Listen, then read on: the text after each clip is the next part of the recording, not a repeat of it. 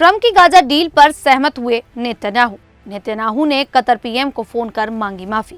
क्या गाजा में सीजफायर पर ईरान फेरेगा पानी? ट्रंप की 20 पॉइंट गाजा डील पर क्या बोला हमास? इंडोनेशिया में ढही स्कूल की इमारत, 65 की मौत। नमस्कार, मेरा नाम है शालिनी और आप देख रहे हैं द न्यूज़ 15। स्वागत है आपका हमारे खास प्रोग्राम दुनिया के हालचाल में। चलिए नजर डालते हैं इन बड़ी खबरों पर विस्तार से। हमास और इजरायल के बीच 7 अक्टूबर 2023 से चल रहा युद्ध अब खत्म होने की उम्मीद पर है। अमेरिका के राष्ट्रपति डोनाल्ड ट्रंप ने गाजा के लिए 20 पॉइंट की शांति योजना पेश की है। इस योजना पर ट्रंप और इजरायल के प्रधानमंत्री नेतन्याहू सहमत हो चुके हैं। अब सबकी नजरें हमास पर हैं कि वह इसे मानता है या फिर नहीं। योजना के अनुसार अगर हमास मान जाता है तो 72 घंटे के भीतर सभी बंधकों को रिहा कर दिया जाएगा। इसके बाद इजरायल भी कई गाजावासियों को रिहा करेगा। हर बंधक की वापसी पर गाजा के मृतकों के शव भी लौटाए जाएंगे। जो हमास सदस्य हथियार छोड़ देंगे और शांति का वादा करेंगे, उन्हें माफी दी जाएगी। इस समझौते के तुरंत बाद गाजा में मानवीय सहायता पहुंचाई जाएगी। गाजा का अस्थायी शासन एक गैर राजनीतिक फिलिस्तीनी समिति चलाएगी, जिसकी निगरानी एक अंतर्राष्ट्रीय बोर्ड करेगा।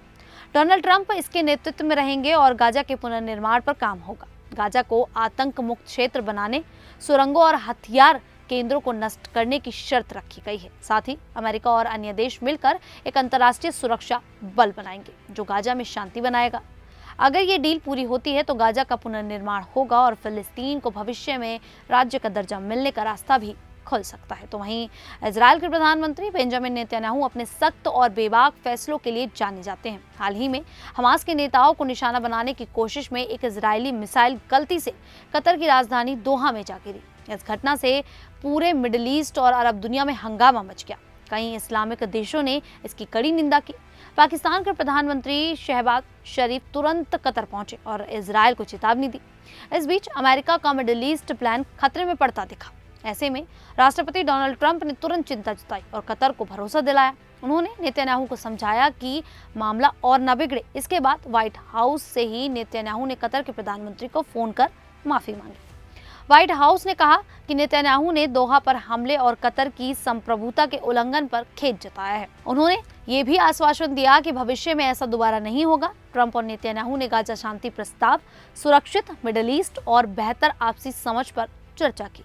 ट्रंप ने नेतन्याहू पर दबाव डाला कि वे गाजा शांति योजना को समर्थन दें। इस कदम का मकसद 2 साल पुराने युद्ध को खत्म करना है, जिसने इजरायल को अंतर्राष्ट्रीय स्तर पर अलग थलग कर दिया है। तो वहीं दूसरी तरफ डोनाल्ड ट्रंप और नेतन्याहू की एक बड़ी मुलाकात हुई है, जिसमें गाजा युद्ध को लेकर यानी कि गाजा युद्ध विराम को लेकर बड़ी चर्चाएं होती नजर आई हैं। तो वहीं ईरान इसमें बाधा डाल सकता है। ट्रंप पहले ही कह चुके हैं कि ईरान कतर में चल रही सीजफायर और बंदी रिहाई वार्ताओं में दखल दे रहा है और हमास को निर्देशित कर रहा है। उन्होंने चेतावनी दी थी कि अगर ईरान ने अपना परमाणु कार्यक्रम फिर से शुरू किया तो अमेरिका उसे तुरंत खत्म कर देगा। व्हाइट हाउस ने हालांकि ईरान की भूमिका पर खुलकर कुछ नहीं कहा। इधर 27 सितंबर 2025 को ईरान के राष्ट्रपति मसूद पेजिशकियान ने बयान दिया कि वे किसी भी सीजफायर का समर्थन करेंगे जो गाजा में हिंसा रोक सके। उन्होंने कहा कि शांति की कोशिशों का स्वागत है। नेतन्याहू का कहना है कि डील अभी अंतिम रूप में नहीं है। वहीं हमास का कहना है कि उसे कोई शांति प्रस्ताव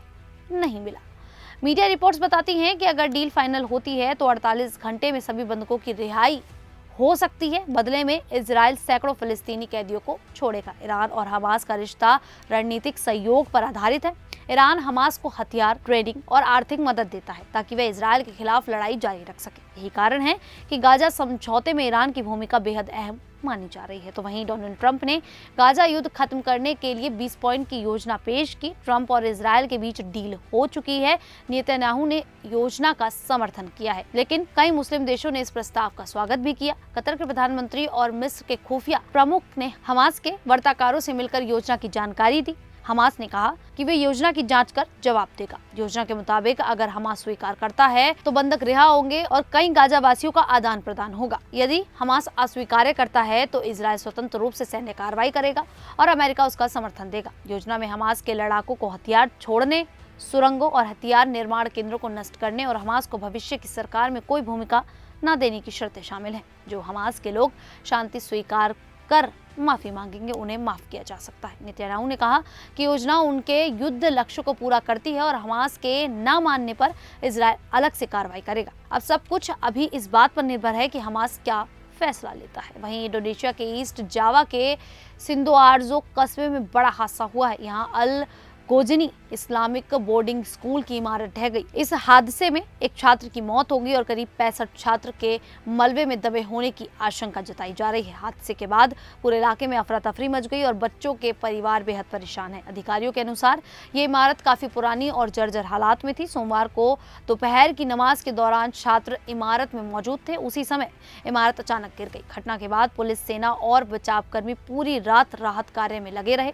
अब तक 8 छात्रों को जिंदा बाहर निकाला जा चुका है, लेकिन कई बच्चे अभी भी फंसे हुए हैं। रेस्क्यू टीम ने बताया कि भारी कंक्रीट और मलबे की वजह से राहत कार्य मुश्किल हो रहा है। बड़े उपकरण इस्तेमाल करने में खतरा है क्योंकि इससे इमारत और ज्यादा गिर सकती है। इस बीच बचावकर्मी मलबे में फंसे बच्चों तक ऑक्सीजन और पानी पहुंचा रहे हैं ताकि उन्हें जीवित रखा जा सके। प्रांतीय पुलिस प्रवक्ता ने कहा कि इमारत का अनधिकृत विस्तार किया जा रहा था और इसी कारण यह हादसा हुआ। अधिकारियों को डर है कि मृतकों की संख्या और बढ़ सकती है।